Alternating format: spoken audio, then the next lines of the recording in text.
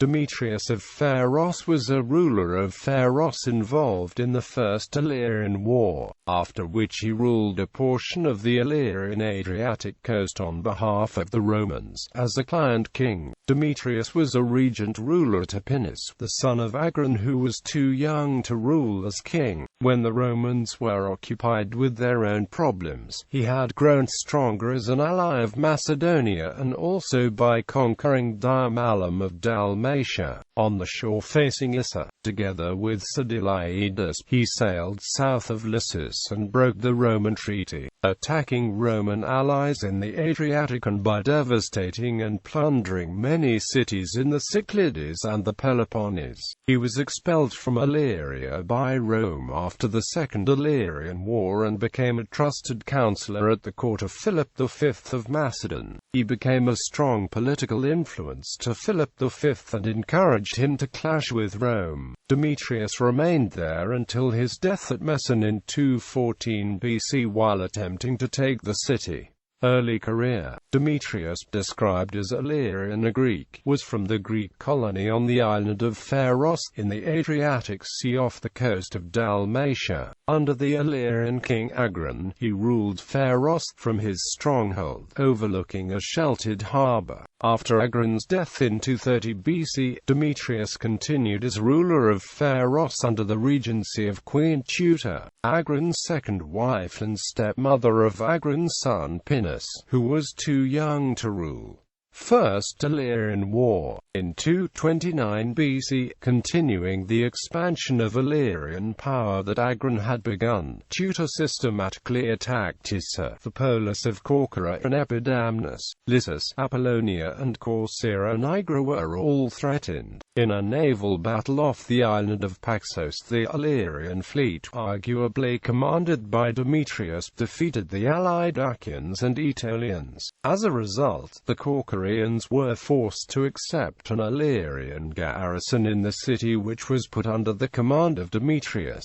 When the Romans were on the way to relieve Corcyra during the First Illyrian War, Demetrius felt that he was slandered by Tutor. Fearing her wrath, he betrayed her and gave up Corcyra to the Romans. Going over to the Roman side, he now acted as the guide for the campaign in Illyria. Rome was quickly victorious, while Tutor fled to Rhizon in Dalmatia, and Demetrius was placed in charge of most of the rest of Ardean kingdom. As a client of Rome, Demetrius was rewarded with the rule of his birthplace, the island of Pharos, and a part of the land next to it, but this was only temporary. The Romans annexed the southern conquests of Tutor, and following the war, due to one of the conditions imposed by Rome, Illyrian warships south of Lissus were expressly prohibited. Revival of power. The decade after 229 BC witnessed a revival of Illyrian power under Demetrius, who succeeded Tutor. Following the war, Demetrius married Trituta in or around 222 BC, Agron's first wife and mother of Pinus, which consolidated his position. His marriage to Trituta meant that Demetrius formally took over the regency of the Ardean kingdom. Demetrius's own influence was thereby greatly extended, and the fundamental weakness of the Ardean kingdom after 229 BC, that there was no competent regent for Pinus, was relieved. The king began to renew traditional Illyrian ties with Macedonia. In 222 BC, an Illyrian corps of 1,600 fought with distinction under the command of Demetrius at Salasia, where the Macedonians won a conclusive victory over the Spartans. After Salasia, Demetrius began attempting to extend his control over Illyria at the expense of Rome. Before then, when Rome was preoccupied with the war against the Celtic peoples of the Po Valley in northern Italy from 225–222 BC, Demetrius detached the Illyrian at Intani from the Roman alliance. In addition, he sailed south of Lissus, in present-day Albania, and engaged in piracy in contravention of the settlement in 228 BC. In 221 BC, Demetrius also created an alliance with the Illyrian history at the head of the Adriatic, who were interfering with Roman supply ships. A Roman fleet soon attacked the history. Early in the summer of 221 BC, when tension was rising in Greece as Macedonia made an alliance with the Achaean League against the Aetolian League, the Illyrian attacked in the traditional manner. In 220 BC, Demetrius and the Illyrian commander Scerdilaidas sailed south of Lissus with 90 lembi. After an assault on Pylos in the western Peloponnese had failed, they separated the forces, Demetrius taking his chances in plundering the Cyclades while Scerdilaidas returned north. On putting in at Naupactus with 40 ships, Scerdilaidas was encouraged by his brother-in-law Ammianus, king of the Athamanes, to join the Aetolians in the planned invasion of Achaea. With help from Cynethan traitors, they attacked, seized and burned Cynetha, a town in the north of Arcadia, located on the northern slope of the Aronian Mountains.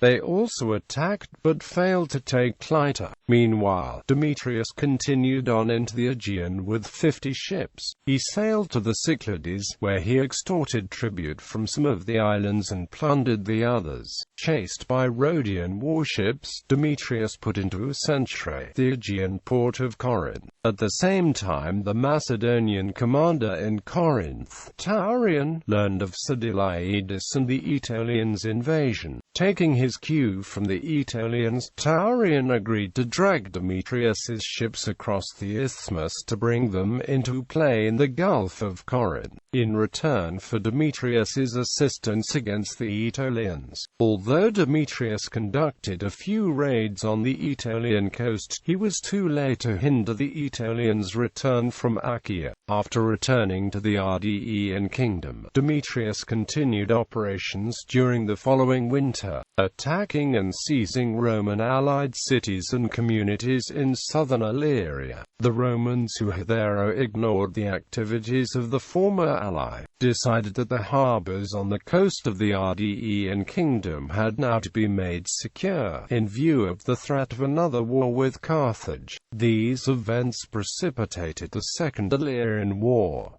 The Second Illyrian War. Unlike Tutor in 229 BC, Demetrius was well prepared for the Roman invasion. He first placed a garrison in Dimallum, an Illyrian city fortress from Apollonia. He eliminated his opponents in other places, those Illyrians who opposed his rule, and stationed 6,000 of his best forces on his home island Pharos.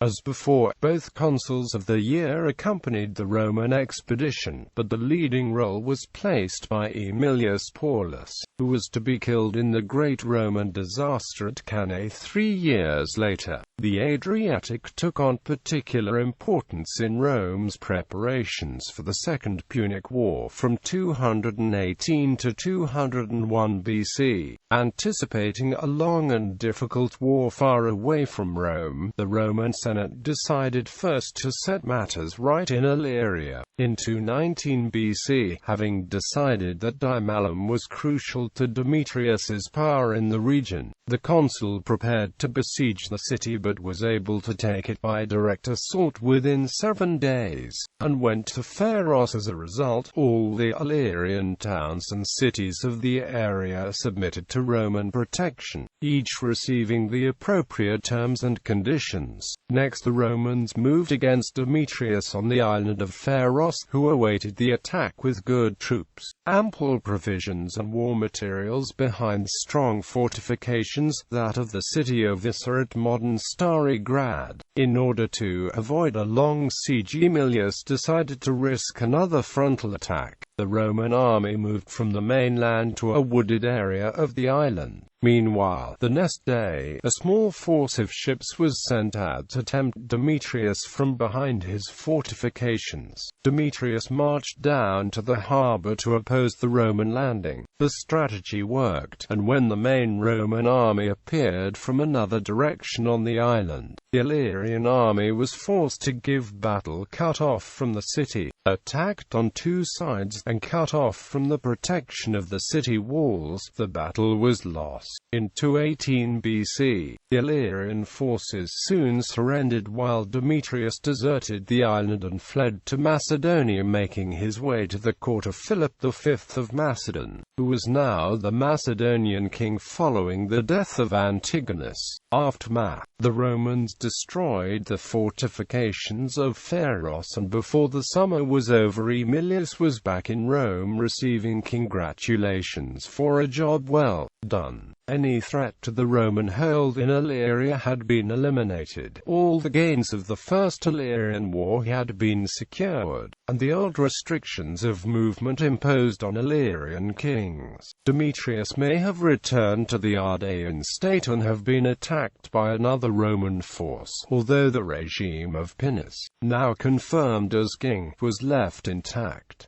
Rome supported a small Ardean state ruled by Pinus and his successors. The Roman Republic called for the extradition of Demetrius, but Philip refused. Pinus was ordered to pay the arrears of tribute reparations imposed after the war. The weak Ardean state soon fell prey to Macedonia, while the partial destruction brought onto the scene the urban coiner of the Partheni, Bylenes, Amanatini and others. Court councillor of Macedonia, Demetrius was received warmly by the young king, whose father was also called Demetrius, becoming one of Philip's most trusted advisors. According to Polybius, Demetrius was instrumental in turning Philip's ambitions toward Illyria and Rome. In 217 BC, when Philip learned of the victory of Hannibal, the Carthaginian general, over the Romans at Lake Trasimene, Philip at first showed the letter only to Demetrius, perhaps seeing a chance to recover his possessions in Illyria and exact a measure of revenge on Rome. Demetrius immediately advised the young king to make peace with the Aetolians, with whom Philip was currently at war, and turn his attentions westward.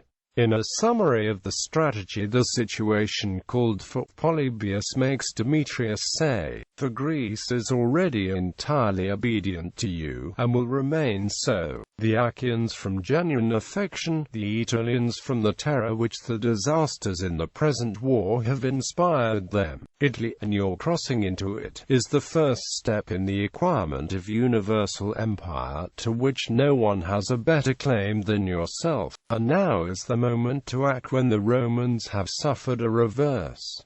Philip was easily convinced and followed Demetrius's advice. Evidence of Demetrius's influence can be seen in the Treaty of Alliance between Philip and Hannibal of 215 BC. One of its articles specified that any peace made with Rome would include as terms that the Romans would relinquish control of Corcyra, Apollonia, Epidamnus, Pharos, Dimallum, Partheni, and Atintania, and to restore to Demetrius of Pharos all those of his friends now in the dominion of Rome. In 217 BC, Philip made war against Scerdilaidas to recover some territory recently lost and to expand his control westward. Polybius gives us Philip's motives: that he thought it a matter of the most vital importance to bring Illyria into a state of good order, with a view to the success of all his projects, and above all of his passage into Italy. For Demetrius was so assiduous in keeping hot these hopes and projects in the king's mind that Philip even dreamed of them in his sleep, and thought of nothing else but this Italian expedition. The motive of Demetrius in so acting was not a consideration for Philip. He certainly did not rank higher than third in the calculations of Demetrius. A stronger motive than that was his hatred of Rome, but the strongest of all was the consideration of his own prospects. He had made up his mind that it was only in this way that he could ever recover his principality in Pharos. Such dreams eventually led to war with Rome, the First Macedonian War and Second Macedonian War. Polybius also blamed Demetrius's influence for Philip's tyrannical behavior. One incident involved Philip's apparent role in a massacre carried out by the people against the leaders that occurred at Messene in 215 BC. Arriving on the scene the day after the massacre and wanting to seize the Acropolis, Philip asked his advisors whether the entrails of a sacrifice which had been made indicated that he should quit the citadel or hold it. Demetrius responded by saying that, if you have the heart of an augur, to quit it as quick as you can, but if of a gallant and wise king, to keep it, lest if you quit it now you may never have so good an opportunity again. For it is by thus holding the two horns that you can alone keep the ox under your control. However, in this instance Philip took the more moderate advice of Aratus, who advised him to leave. Nevertheless, the incident at Messene marked the beginning of Philip's deterioration of character, as well as his loss of popularity. Comparing Demetrius to Aratus, Polybius says that the life of Aratus sufficiently proved that he would not have committed such an act of wickedness, but that such principles exactly suited Demetrius of Pharos. The moderating influence of Aratus had caused the Greeks to regard Philip with favor, owing to the greatness of character which he displays. While under Demetrius's guidance, Philip lost the goodwill of the allies and his credit with the rest of Greece. Demetrius was killed the following year attempting to take Messene. After having rejected Demetrius's advice the previous year, Philip had returned in 214 BC, resolved to follow it.